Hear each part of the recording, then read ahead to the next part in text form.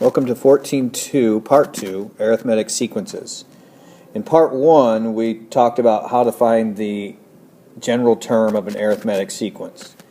We're still going to have to use that formula to find this part right here, the sum of the first n terms of an arithmetic sequence.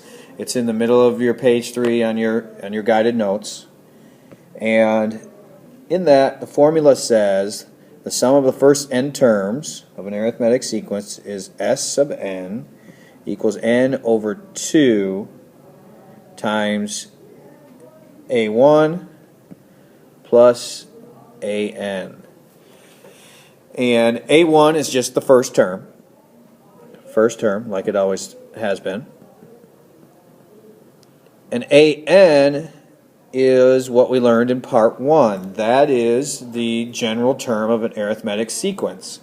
And so you find that by taking a1 plus n minus 1 times d. And we don't have enough room for that, so I'll scoot it over. a1. Nope, that's not right either. an equals a1 plus n minus 1 times d. Okay, that's what we learned in Part 1. That right there is what we learned in Part 1.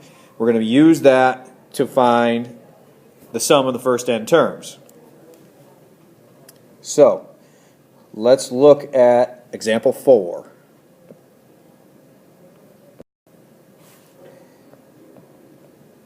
Example 4, and you can read in your guided notes, to find the sum of the first 100 terms of an arithmetic sequence 1, 3, 5, 7. So we've got 1, 3, 5, 7, and we've got to find the first 100 terms.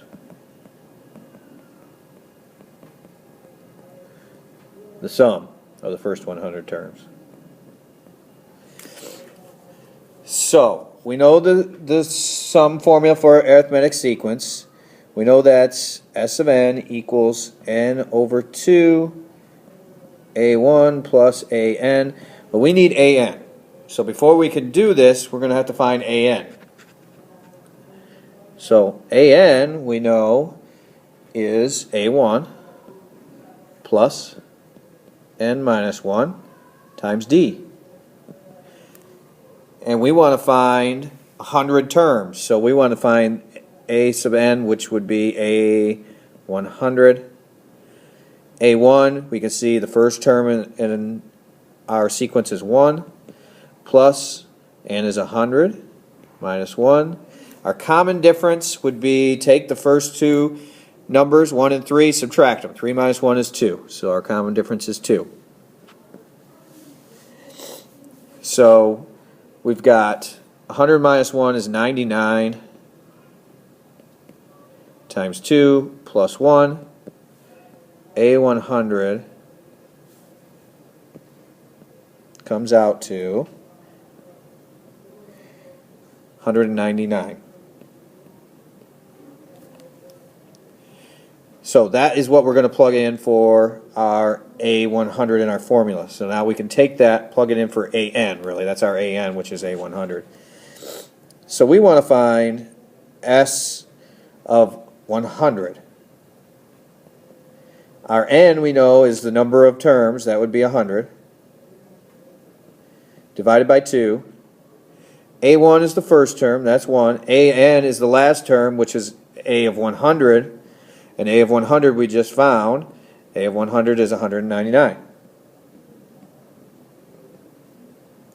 So that comes out to 50 times 200, which is 10,000. So that is the sum of the first 100 terms. Right there. Now, you have a checkpoint. Checkpoint 4.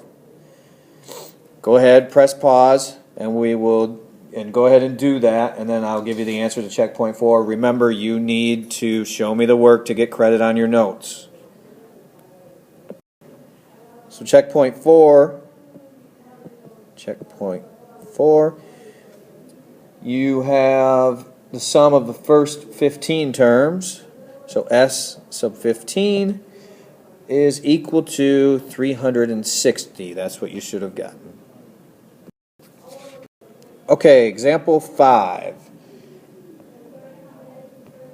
Example 5 says find the sum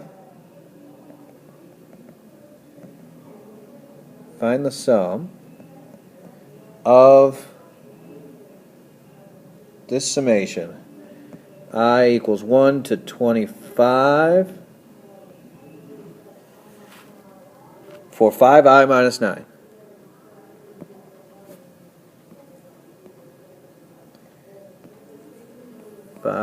I minus 9.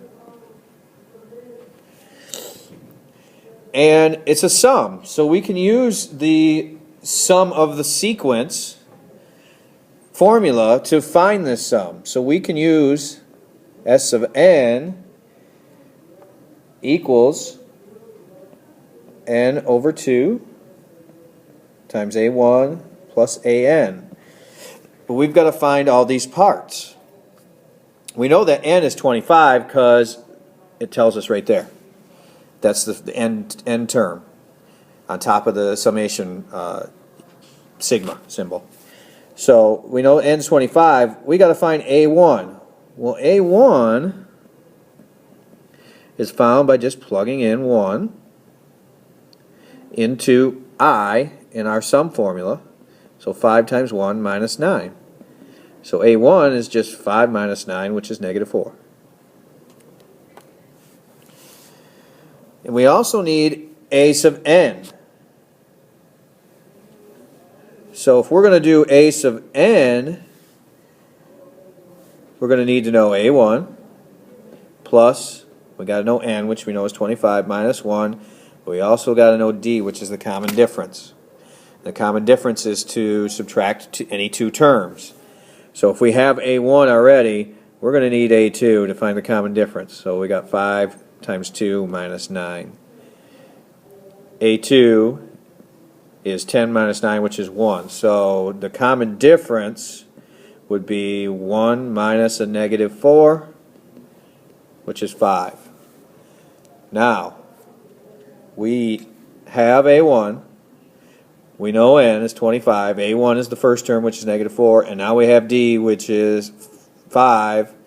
And we can find a sub n, which is a25, by just plugging in our numbers. a1 is negative 4 plus n, which we know is 25, minus 1. And d is 5. And 25 minus 1 is 24 times 5.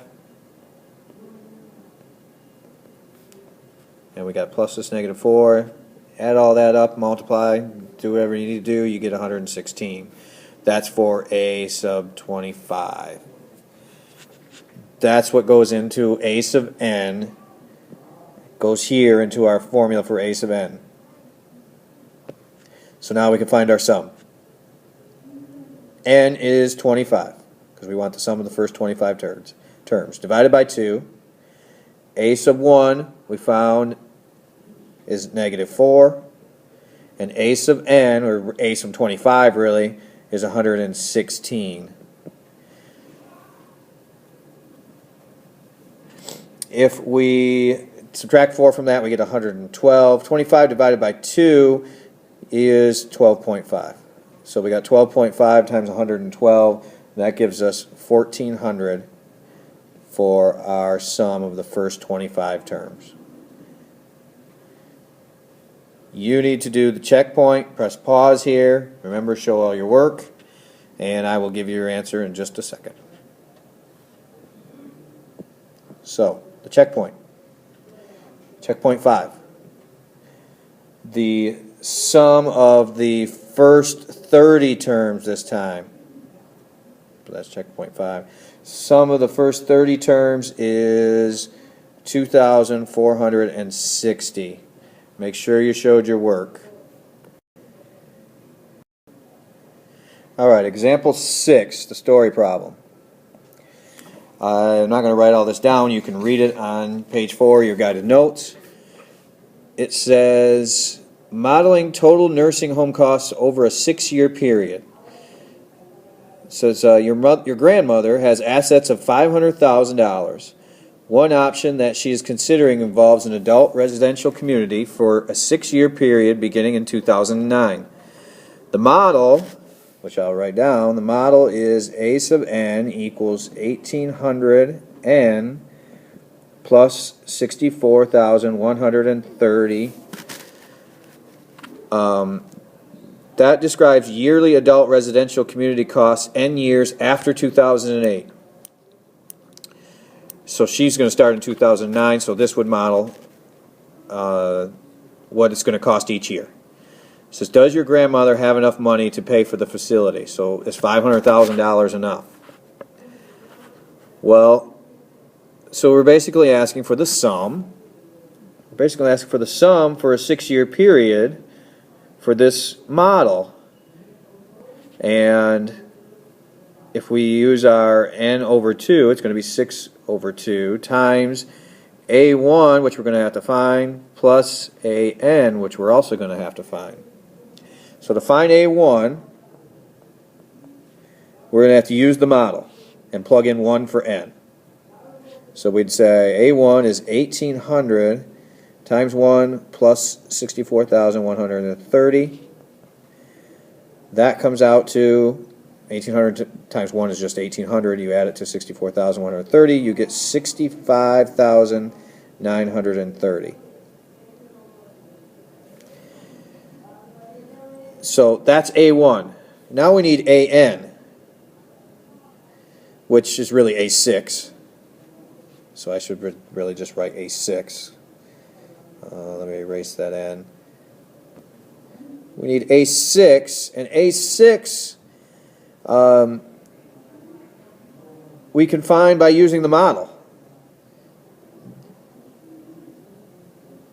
That would be 1,800 times 6 plus 64,130. We just plug in 6 for n.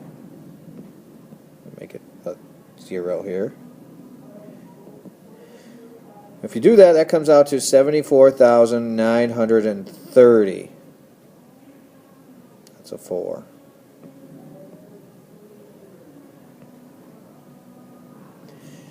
So that's A6.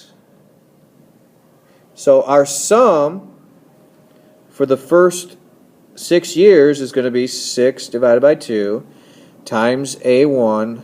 I'm going to need more room for this. S6 is going to be 6 divided by 2 times A1, which is 65,930, plus A6, which is 74,930. So that is 3, and if you add 65,930 plus 74,930, you get 140,860. You multiply that by 3, and the sum of the first 6 years is $422,580.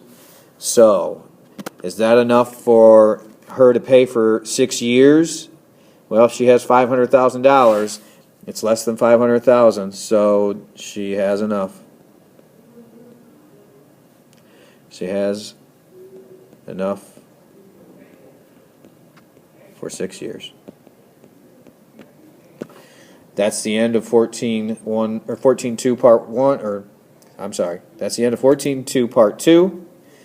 I will give you your assignment in class.